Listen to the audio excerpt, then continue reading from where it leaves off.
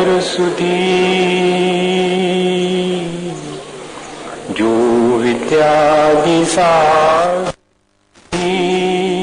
गुरु है हितैषी शुद्धात्म में निरत नित्य हितोपदेशी वे पाप ग्रीष्म ऋतु में जल है सयाने पूजून है सतत केवल ज्ञान पाने पूजून है सतत केवल ज्ञान पाने। बोलिए भगवान महावीर स्वामी की, अहिंसा धर्म की, आचार्य गुरुवर विद्यासागर मुनि महाराज की।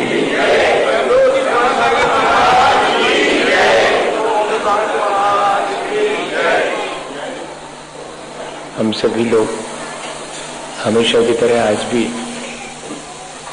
अपने जीवन को बेहतर ढंग से जीने के लिए क्या करना चाहिए, इस बात पर विचार करने बैठे हैं।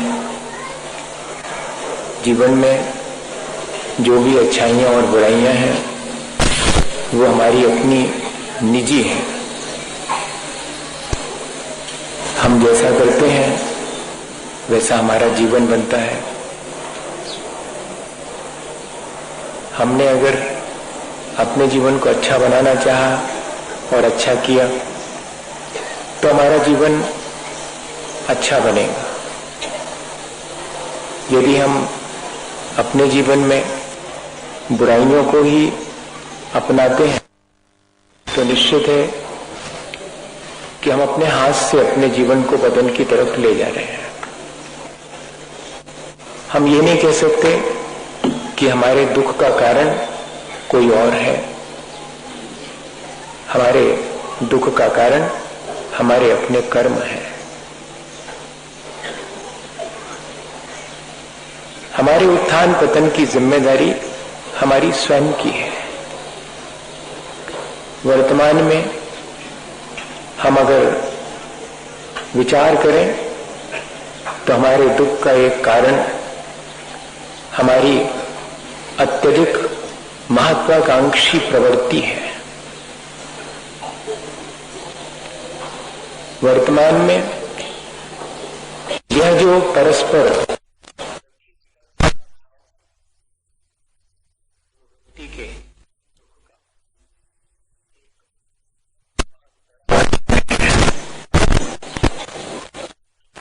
से ही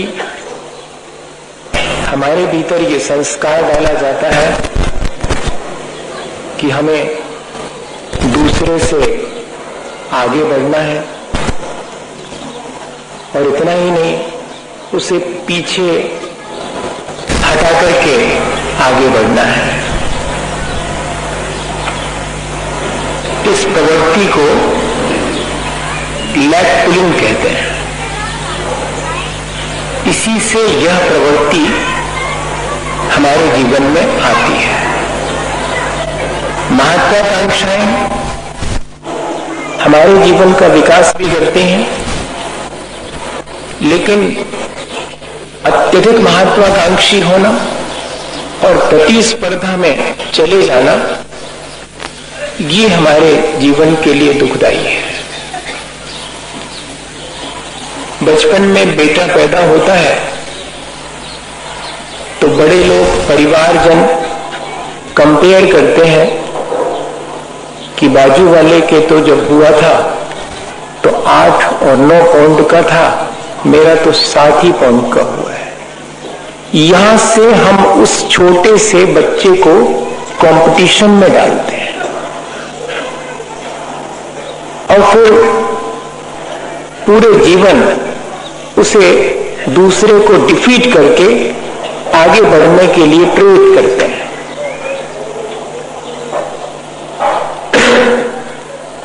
संस्कार तो पुराना रहता ही है, जो कि वर्तमान में थोड़ा सा सहारा पाकर के व्यक्ति के भीतर और अधिक दृढ़ हो जाता है और फिर एक बार व्यक्ति प्रतिस्पर्धा में, कंपटीशन में, उस दौड़ में शामिल हो जाता है तो ये दौड़ अंतहीन है, इसका कहीं कोई पार नहीं है। फिर इससे जुड़ी हुई एक और स्थिति निर्मित होती है कि फिर दूसरे को आगे बढ़ते देख करके मेरे भीतर बहुत पीड़ा होती है। मेरा पीछे रह जाना मेरी पीड़ा का कारण बनता है, यहां तक तो ठीक है, लेकिन फिर दूसरे का आगे बढ़ जाना भी मेरी पीड़ा का कारण बनने लगता है, इस प्रवृत्ति के, इस महत्वाकांक्षा और झूठी प्रतिस्पर्धा के वजह से। आज अगर आंख खोल करके देखेंगे तो चाहे वो राजनीतिक क्षेत्र हो, चाहे सामाजिक हो और चाहे वो धार्मिक क्षेत्र हो, सब में यही प्रवृत्ति, क्योंकि लोग तो वही हैं। वे भले ही धर्मात्मा का लेवल लगा करके धर्म क्षेत्र में आ गए हों, लेकिन है तो वही प्रवृत्ति। तो वह प्रवृत्ति देखने में धार्मिक स्थानों पर भी आती है कि हाउ टू डिफीट अदर्स, मैं दूसरे को कैसे डिफीट करूं, मैं आगे कैसे बढ़ूं, यह तो फिर भी ठीक था मैं, लेकिन दूसरे को कैसे उससे हटाऊं, और फिर मैं अपनी लाइन बड़ी करना फिर भी ठीक है, लेकिन नहीं कर पाए तो दूसरे की मिटा करके अपनी बड़ी करने की प्रवृत्ति इसी झूठी महत्वाकांक्षा और प्रतिस्पर्धा से निर्मित होती है, जो हमारे दुख का कारण है। आस पास भी हम दुख फैलाते हैं और अपने जीवन को भी दुखी बनाते हैं अपनी इस मिथ्या प्रवृत्ति के द्वारा। इस अंधी दौड़ से कोई नहीं बचा है, श्रावक भी नहीं बचा, साधु भी नहीं बचा। बहुत स्पष्ट कह रहा हूं। और यह जो अंधी दौड़ है, यह संसार बढ़ाने वाली दौड़ है। एक ऐसी महत्वाकांक्षा जिसमें प्राणी मात्र का कल्याण हो और मेरा भी हो, ये फिर भी ठीक है, लेकिन सिर्फ मेरे सुख सुविधा के लिए मैं प्रतिस्पर्धा में, उस दौड़ में शामिल हूं और दूसरे का जरा भी ख्याल न रखूं, ये चीज हमारे अपने दुख के लिए स्वयं कारण बनती है। एक बुजुर्ग अपने घर के बाहर बैठे हैं, बहुत उदास हैं। एक नवयुवक उनके सामने से गुजरता है तो उन्हें उदास देख करके पूछता है कि क्या हुआ बाबा? बोले बेटे तुम्हें नहीं मालूम, कैसा तो समय आ गया, सब कुछ मेरा जो भी था वो नष्ट हो गया। मवेशी थे, जानवर थे, वे भी रोगग्रस्त होकर के कैसी महामारी फैली कि परिवारजन और सब कोई नहीं रहा, सारा सामान भी लुट गया। दुख का यही कारण है। नवयुवक ने मन में सोचा कि लगता तो यही है, शायद इसी वजह से दुखी है। तो नवयुवक ने कहा कि इस गांव में ऐसा तो बाबा सबके साथ हुआ। सबके साथ हुआ? कैसा? बोले सबका ऐसा ही लुट गया है। सबका लुट गया क्या? तो अब बाबा जी थोड़ी राहत की सांस ले रहे हैं। और फिर बाबा जी ने कहा कि क्या मेरे पड़ोसी का भी ऐसा ही हुआ? तो उस नवयुवक ने सोचा कि कितने दयालु हैं बुजुर्गवार, अपने पड़ोसी के बारे में भी जानना चाहते हैं। लेकिन जब उस नवयुवक ने कहा कि हाँ बाबा आपके पड़ोसी का भी सब लुट गया, तो बाबा के चेहरे पर जितनी उदासी थी वो गायब हो गई और बाबा अत्यंत प्रसन्न हुए कि कोई बात नहीं, जब उसका भी लुट गया तो फिर फिर तो मेरे लुट जाने की पीड़ा उतनी नहीं है। इस प्रवृत्ति को आप क्या मानेंगे? अच्छा मानेंगे? तो करते तो आप भी हैं, करता तो मैं भी हूं। फिर जब अपन इन चीजों को अच्छा नहीं मानते तो करते क्यों?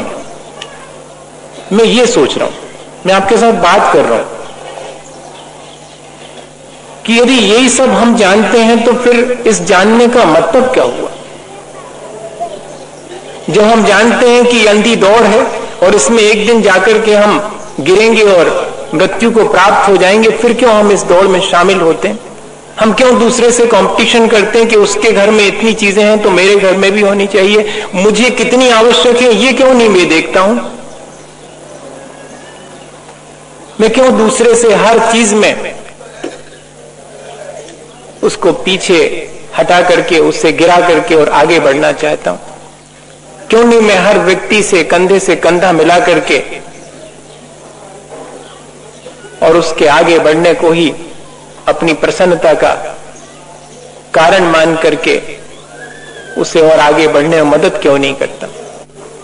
पता नहीं हमारे भीतर ऐसा कैसा संस्कार पड़ा हुआ है। पर यह निश्चित है कि हमारा ये संस्कार, हमारी ये प्रवृत्ति हमारे दुख का कारण है। अब किसी से ये नहीं कह सकते हैं कि कोई और हमें दुखी करता है। हमारे दुख का कारण हमारे भीतर निर्मित है, क्योंकि हम निरंतर दूसरे को डिफीट करके और आगे बढ़ने की कोशिश में रहते हैं और स्वयं दूसरे के आगे बढ़ने से और अपने पीछे रहने से दुखी होते हैं। कोई हमें यहाँ पर दुखी नहीं करता, हमारी प्रवृत्ति हमें दुखी करती है। और दूसरी एक और हमारी प्रवृत्ति है, वो भी इसके साथ मिली जुली है, वो भी हमें दुख उत्पन्न करने में कारण बनती है। वो है हमारा स्टेटस सिंबल, वो है हमारी प्रतिष्ठा का ख्याल, झूठी प्रतिष्ठा। व्यक्ति गुणवान हो तो वो गुणों के द्वारा स्वयं प्रतिष्ठित होता है, लेकिन व्यक्ति के भीतर गुण ना हो और वो सारे संसार से ये कहलवाना चाहे कि मैं गुणवान हूं, यह जो झूठी प्रतिष्ठा का हमारा भाव है, हमारी जो प्रवृत्ति है, वो भी हमारे दुख का कारण है। और एक बार मन के भीतर ये चीज आ जाती है तो फिर छोटी छोटी चीजों में मुझे ऐसा लगता जैसे कि मेरा अपमान हो गया। मुझे नहीं पूछा गया, मुझसे नहीं पूछा गया और सब कर लिया। मुझे भी नहीं पूछा और मुझसे भी नहीं पूछा। अरे मुझे नहीं पूछते तो फिर भी मुझसे पूछ के तो करते। ये दोनों चीजें, ये दोनों बहुत बड़े रोग हैं, मन के रोग। चाहे परिवार हो, चाहे समाज हो, चाहे देश हो, कहीं पर भी हो, सबके मन में यही आता है कि मेरे बिना पत्ता नहीं हिलना चाहिए, मेरे से बिना पूछे कुछ भी होना नहीं चाहिए, मुझे ही आगे करके सब होना चाहिए। ये क्या चीज है? ये झूठी प्रतिष्ठा है। भगवान भी प्रतिष्ठित हैं, वो आत्मस्थ हैं इसलिए प्रतिष्ठित हैं, और हम बिना गुणवत्ता के संसार में प्रतिष्ठित होना चाहते हैं। ये हमारे अपने दुख का कारण है।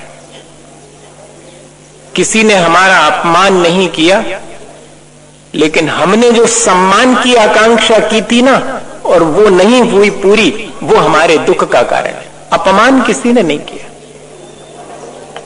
हमने जो अपने सम्मान की झूठी आकांक्षा उत्पन्न कर ली थी अपने भीतर, वो हमारे दुख का कारण है।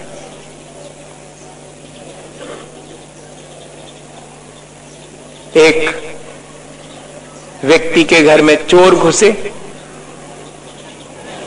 अब उसके यहां पर चोरों को मालूम नहीं होगा, बाहर से दिखने में आता था कि बड़ा रईस आदमी है, क्योंकि जब भी बाहर निकलता था तो सज धज के निकलता था, हालांकि कपड़े एक ही थे वही, और घर में था कुछ नहीं, पर लगता ऐसा था जैसे कि बहुत धनवान हो। तो वो धोखे से घुस गए, तो देखा वहां तो कुछ नहीं है। अब लेकिन ये जो घर के मालिक थे जनाब, वो तो जाग रहे थे। इनने देखा कि उसको कुछ मिल नहीं रहा, और अब वो जब कुछ नहीं मिलेगा तो मालिक को ढूंढेगा। तो ये चुपचाप उठ करके बिस्तर पर से और बहुत बड़ी गोदरेज की अलमारी खाली, उसके पीछे जाके छुप गए।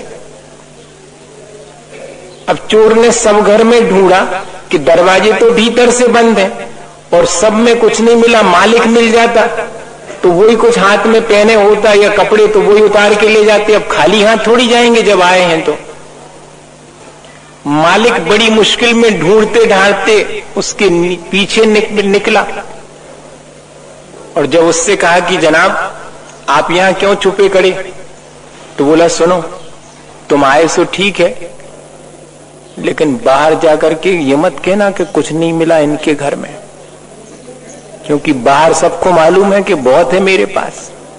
तुम ये मत कहना बाहर जाकर के, इसलिए मैं तुम्हारे सामने नहीं आ रहा था। ये मेरी प्रतिष्ठा का सवाल, देखा, मेरी प्रतिष्ठा का सवाल। तुम किसी से कुछ मत कहना।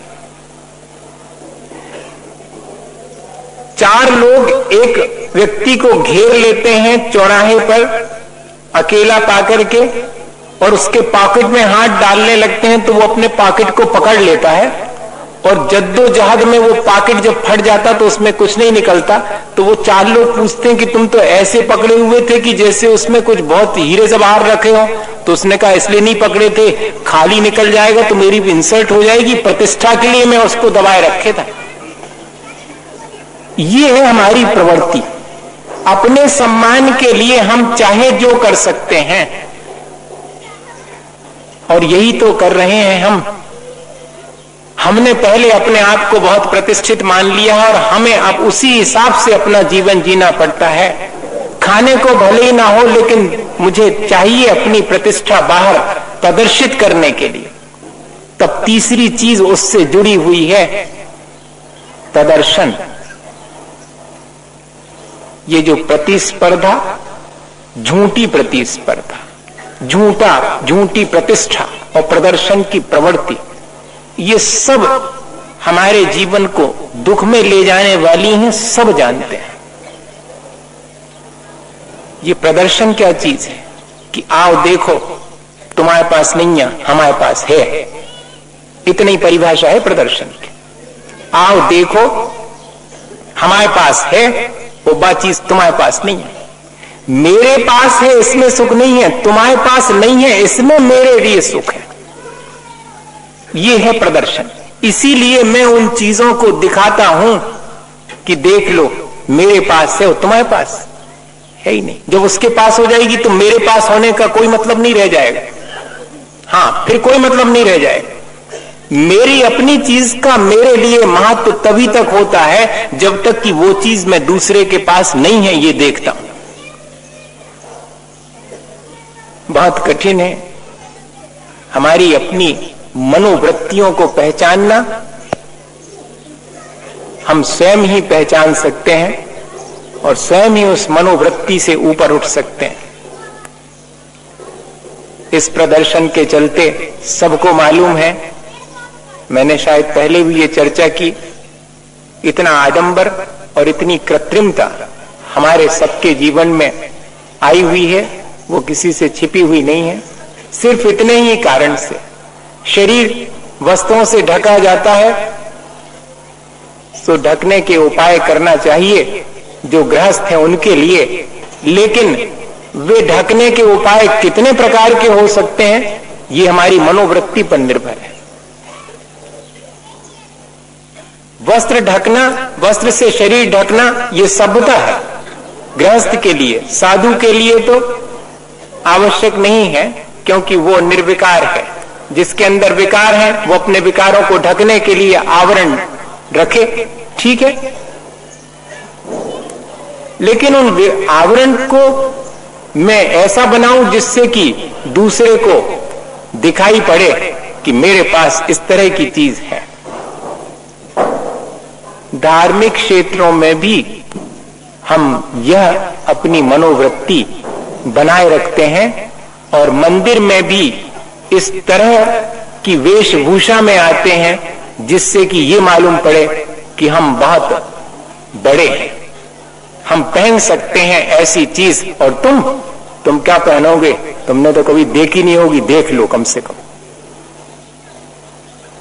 चाहे वस्त्र हो, चाहे आभूषण हो, चाहे और कोई चीज हो, हमारे उपयोग में कम आती है, दूसरे को दिखा के आनंदित होने में हम उस चीज का ज्यादा उपयोग करते हैं।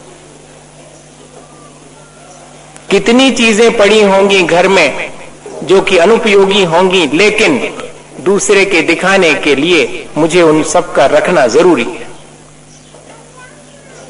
ये प्रदर्शन की प्रवृत्ति भी हमारे दुख का कारण है। अम्मा जी थी, उनको पान खाने का शौक था और उनने एक ठो लखनऊ से पान रखने का मचला खरीदा। वो बड़ी नक्काशी वाला होता है। अब वो खरीदा, लेकिन कोई ने पूछा ही नहीं। ये भी बड़ी मुश्किल है, अपन नई वाली कोई चीज ले आए और कोई पूछे नहीं। और मान लो अपन एक कार लाए हैं और कार में कहीं जा रहे हैं और वो कोई ये नहीं पूछे अपन से कि नया मॉडल है, कब लाए।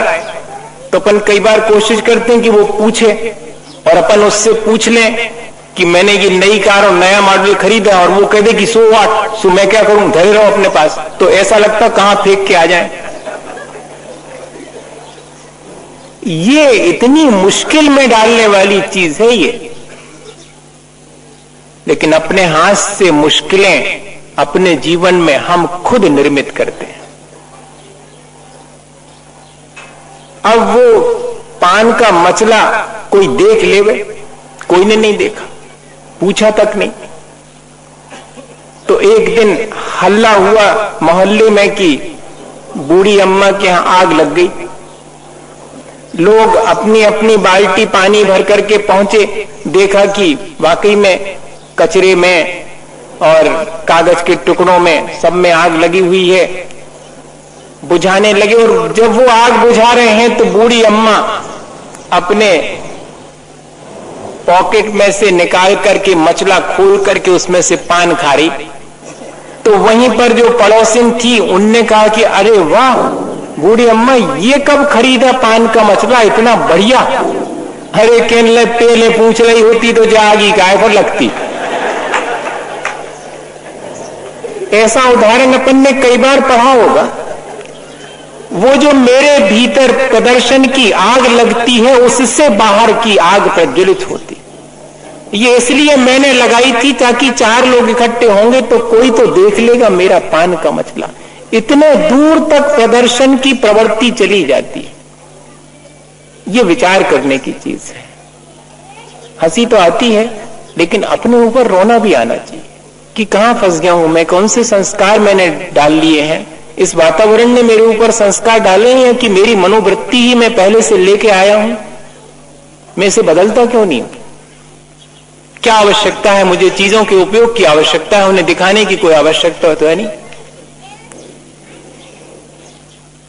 अगर हम इन सब चीजों पर विचार करके और इनसे थोड़ा सा बचना शुरू करें, हमारी महत्वाकांक्षाएं इतनी हो जो हमारे अपने और दूसरे के जीवन के भले करने में कारण बने, हमारी प्रतिष्ठा हमारी गुणवत्ता के द्वारा हो, और हम दिखाएं भी तो अपने आचरण की निर्मलता, अपने परिणामों की निर्मलता और अपने कर्मों की निर्मलता का प्रदर्शन करें। और उनका प्रदर्शन नहीं होता, वे तो अपने आप ही दिखाई पड़ जाते हैं। प्रेम और प्रीति हमारे इस प्रतिस्पर्धा, प्रतिष्ठा और प्रदर्शन से हमें बचा सकती है। हम वो अपने जीवन में विकसित करें। प्राणी मात्र से प्रेम और भगवान के प्रति अनुराग, जिसे हम श्रद्धा कहते हैं, ये 2 ही चीजें हमें इन चीजों से बचा सकती हैं। जिसका सबसे प्रेम है वो दूसरे को पीछे हटा करके खुद आगे बढ़ने के लिए कोशिश क्यों करेगा? किस बात की प्रतिष्ठा? अपने लोगों के बीच में क्या प्रतिष्ठा? अपने लोग हैं तो उनके बीच क्या प्रदर्शन। तो अगर सब हमारे अपने हों तो इन सब चीजों की आवश्यकता क्या रह जाएगी। और जिसकी भगवान के प्रति श्रद्धा है, जिनकी भगवत्ता के प्रति प्रीति है, अनुराग है, उनके मन में भी ये विकृतियां ज्यादा देर नहीं ठहरती हैं, ये अपने आप हट जाती हैं। और वो भगवान के प्रति अनुराग कैसा होना चाहिए, कितने हमारे परिणाम निर्मल होना चाहिए, मैं तो सोचता रहता हूं, देखता रहता हूं, अपने जीवन में भी और अपने आसपास में भी। और कई बार ऐसा लगता है कि कितना भी करो, कितना भी कहो, कितना भी अच्छा परिवेश निर्मित हो जाए, लेकिन व्यक्ति की मानसिकता बदलना संभव नहीं है। व्यक्ति का जो अपना सोच का स्तर है वो उतना ही रहता है। अगर घटिया है तो घटिया ही रहता है। वो अच्छी संगति पा लेता है तब भी उसके जीवन में कोई बहुत मेजर चेंजेस नहीं आते। पता नहीं हमारे उपादान की कमी है या कि जो बाह्य निमित्त हैं वे ही इतने सशक्त नहीं है कि हमारे जीवन को परिवर्तित कर दें। कितना कुछ तो हमें है, सौभाग्य से मिला हुआ है। भगवान जिनेंद्र की शरण में हम हैं, उनकी कही हुई सर्व कल्याणी वाणी का रोज आस्वादन कर रहे हैं। उनकी वाणी के अनुसार चलने वाले साधकों के चरणों में बैठकर हम रोज अपने जीवन में धर्म कर रहे हैं, धर्म की क्रियाएं कर रहे हैं, लेकिन फिर भी हमारी चेतना में जैसी उज्ज्वलता और निर्मलता आनी चाहिए वो नहीं आ पाती है। तो क्या कहें, हम निमित्त कमजोर नहीं है, हमारे उपादान में ही अभी बहुत कमी है। हमें अपनी इस चेतना को स्वयं परिष्कृत करना चाहिए। भाई अब तो थोड़ा समय और शेष रहा और फिर पता नहीं, फिर कभी कोई और आएगा और शायद हम सबके लिए अपनी चेतना को परिष्कृत करने की बात कहेगा। अभी नहीं कर पाओ तो किसी और के आने से कर लेना, पर कर लेना भाई। एक ही काम करने का है जीवन में कि जितना हो सके अपनी चेतना को विकसित करके इन क्षुद्र बातों में न उलझ करके अपने उस विराट स्वरूप की तरफ हमारा ध्यान जाना चाहिए।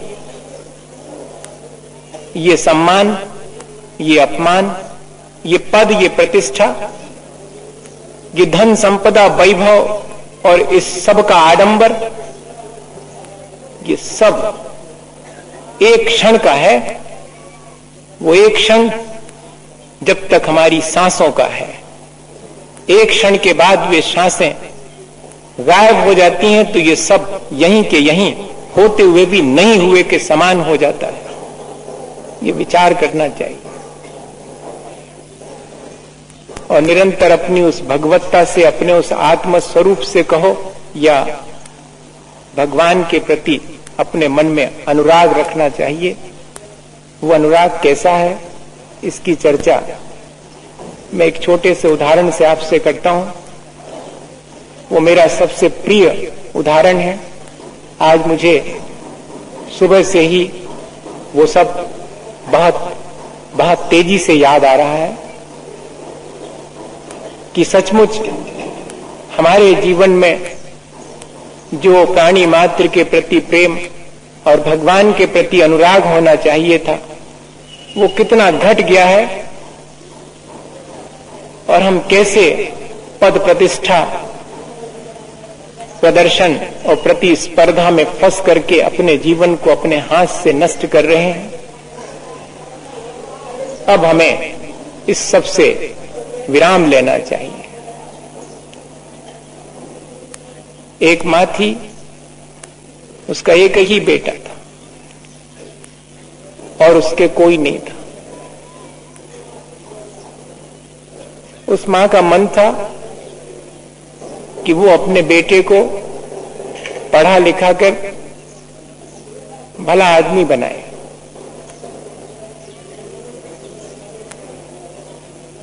उसके मन में ये नहीं था कि वो बहुत पढ़ा लिखा और होशियार हो जाए। पढ़ लिख करके होशियार हो जाना बहुत आसान है। पढ़ लिख कर मुझे उसमें कोई मुश्किल भी नहीं है।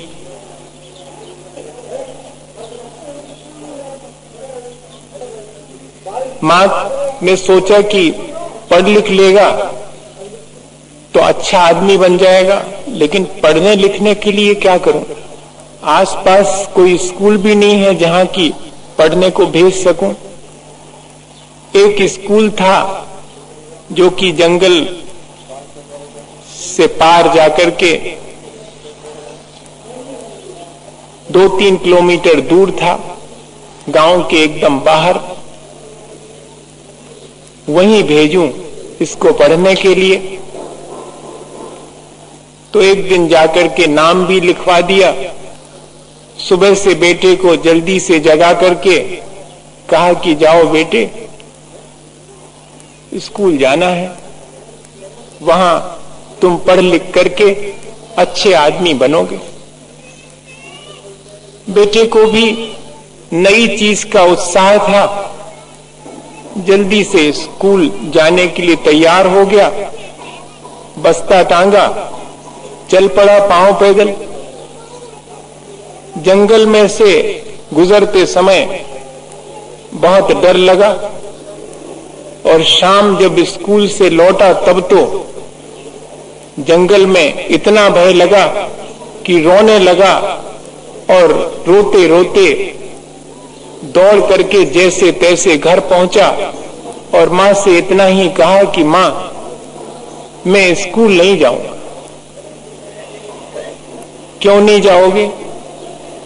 मां, तुम भी साथ चला करो तो स्कूल जाऊंगा। अरे मैं तो कहां तुम्हारे साथ जाऊंगी, घर का काम भी करना है, तुम चले जाया करे भैया। नहीं मां, मैं नहीं जाऊंगा, जंगल के रास्ते से बहुत भय लगता है। अब मां क्या करे? मां के कौन है जिससे कि कहे? लेकिन जिसके कोई नहीं होता उसके सब होते हैं, क्योंकि उसका भगवान होता है। मां की भगवान के प्रति बहुत श्रद्धा थी, बहुत भक्ति थी, बहुत अनुराग था।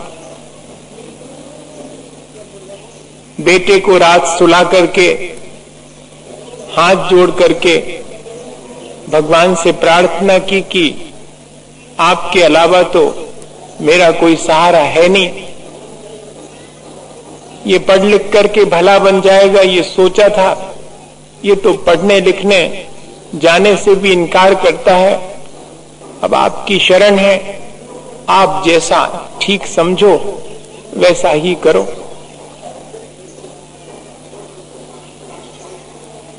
और रात स्वप्न में मां ने देखा कि जैसे कोई कह रहा हो कि तुम तो भेज दिया करे, मैं संभाल लूंगा, जंगल में मैं वहीं मिलूंगा।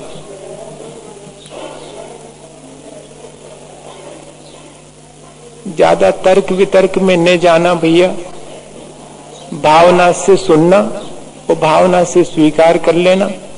तर्क तो मैं भी जानता हूं, सो 1 मिनट में इस कहानी को खारिज कर सकता हूं, लेकिन आज उस भाव दशा में नहीं हूं मैं। परिणाम अगर निर्मल हो तो उसमें भावनाएं सारी चीजों का समाधान देती हैं। बुद्धि का वहां प्रवेश नहीं होता। सुबह उठ करके माँ ने बेटे को जगाया कि जल्दी उठो, स्कूल जाना है। उसने तो उठने से इनकार कर दिया। तो माँ ने कहा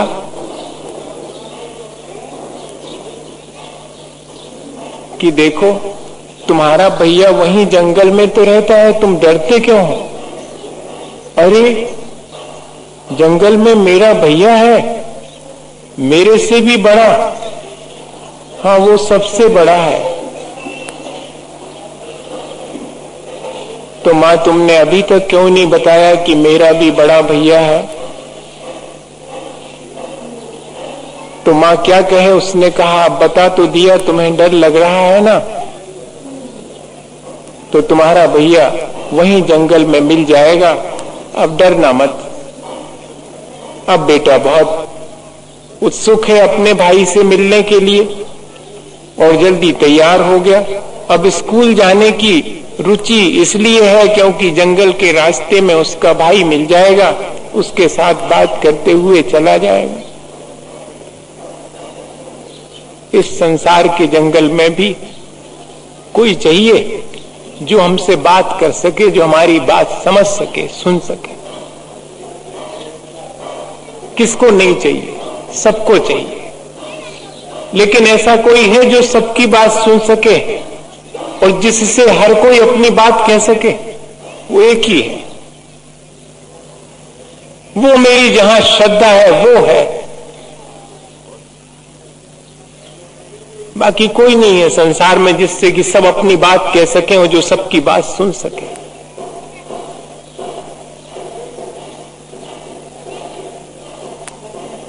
और बेटा जाने लगा तो अचानक उसने पूछ लिया कि क्या नाम लूंगा, मेरे भैया का नाम क्या है? अब मां क्या कहे? क्या नाम बता दे? तो इतना ही कहा कि जब तुझे भय लगे तो आवाज देना, अरंत भैया, वे आ जाएंगे और तुम्हारी रक्षा करेंगे। मैं इससे ज्यादा कुछ नहीं जानती। बेटा जाता है,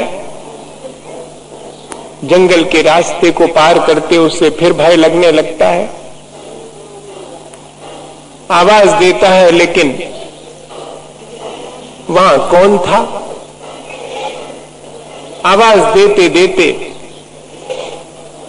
रोने लगता है कि अरंत भैया, तुम आते क्यों नहीं हो? मुझे बहुत भय लग रहा है। लेकिन इतना सुनकर के भी कोई नहीं आया। तब उसने कहा कि अरंत भैया, तुम आते क्यों नहीं हो? मां ने तो कहा था और मां तो झूठ बोल नहीं सकती, तुम हो जरूर। कहते हैं कि इस तरह की बात उस बेटे के द्वारा कहे जाने पर वहीं ऐसी आवाज आई कि मैं अरंत भैया तुम्हारे साथ हूं, तुम डरते क्यों? और उसे ऐसा लगा कि जैसे कोई उसके साथ है और वो निश्चिंत होकर के स्कूल चला गया। रोज का क्रम हो गया आने जाने का, उसे अब भय नहीं लगता। वो आवाज देता है और वहां उसे ऐसा लगने लगता कि कोई उसके साथ है। अपने को लगता है ऐसा है, अपनी ऐसी श्रद्धा कि हम आवाज दें और हमारे ही भीतर से आवाज आए और हमें लगे कि है, हमारे साथ भी कोई है। हमारी श्रद्धा हमें सहारा देती है।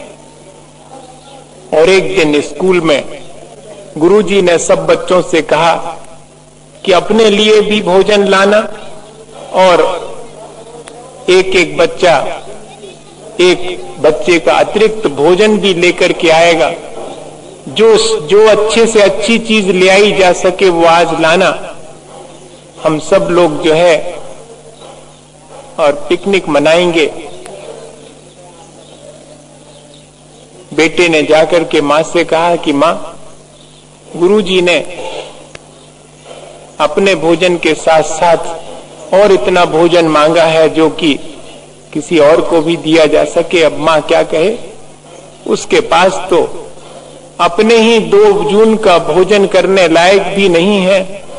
बा मुश्किल अपने बेटे के लिए भोजन जुटाती है, स्वयं तो थोड़ा सा खा के पानी पीकर दिन गुजारती है। किससे कहे वो जाकर के। लेकिन रात के अंधेरे में हाथ जोड़कर प्रार्थना करती कि अब तुम्हारे सिवाय मैंने अपना कोई नहीं जाना, रक्षा करना। बेटे की ऐसी जिद है वो पूरी कर दे।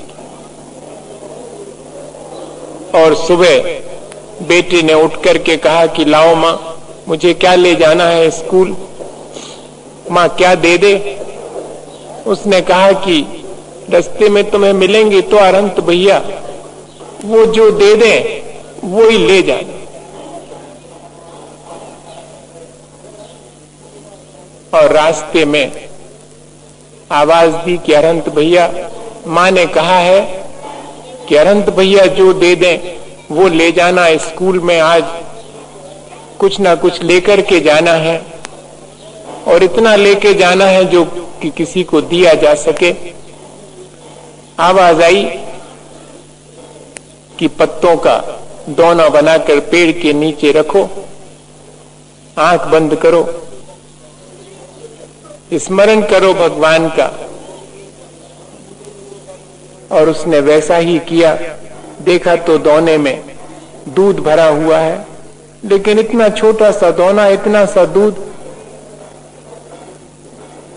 कौन पूछेगा वहां। पर अरंत भैया ने तो इतना ही दिया, यही ले जाता हूं। वहां सब और बच्चे तो बहुत बहुत चीजें लेकर के आए थे, इसके छोटे से दोने में दूध देख करके सबने हंसी उड़ाई। गुरुजी ने भी एक तरफ खड़ा कर दिया, ये लेकर के आए हो, तुम्हारे अपने लायक तो है नहीं, किसी और को क्या दे पाओ।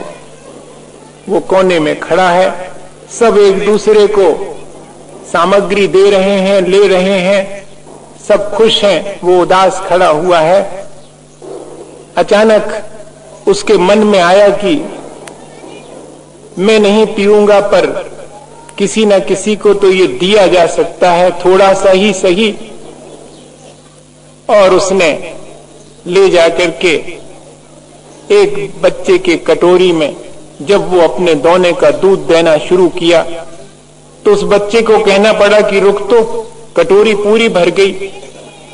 और दूसरे की कटोरी में भरना शुरू किया, तीसरे को दिया और सारे लोगों को देते चला गया वो, लेकिन दोने का दूध यथावत बना रहा। तब गुरुजी का ध्यान गया कि ये क्या चीज है, हमने तो इसे दुत्कार दिया था।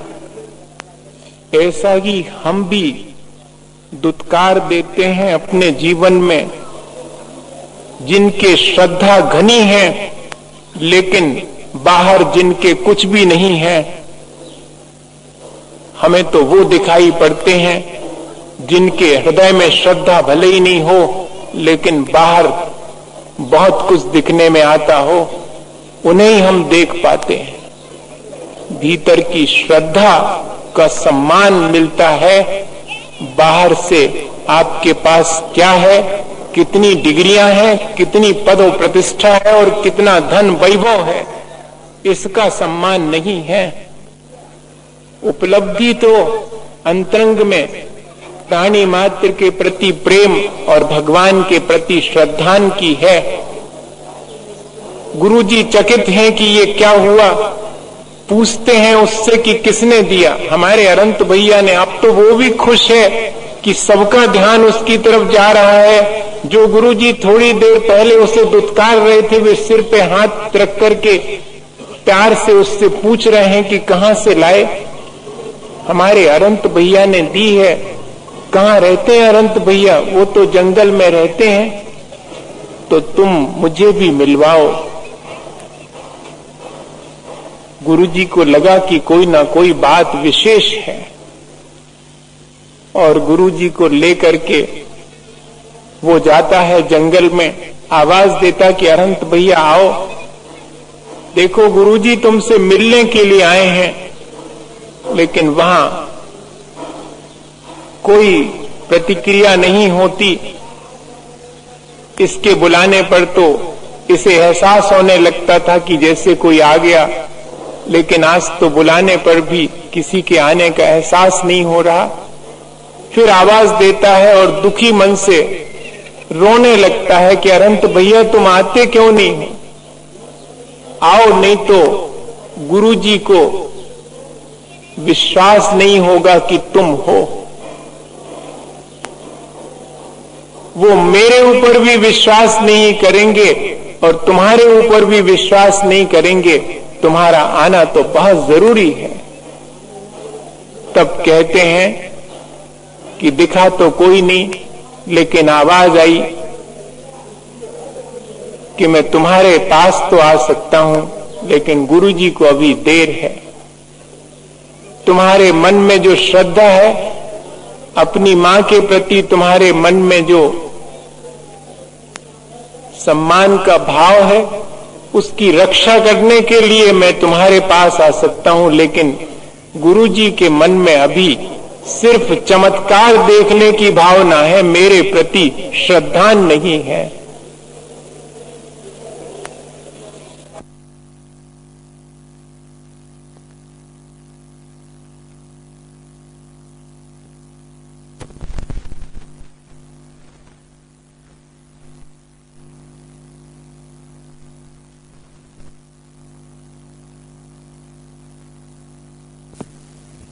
नहीं है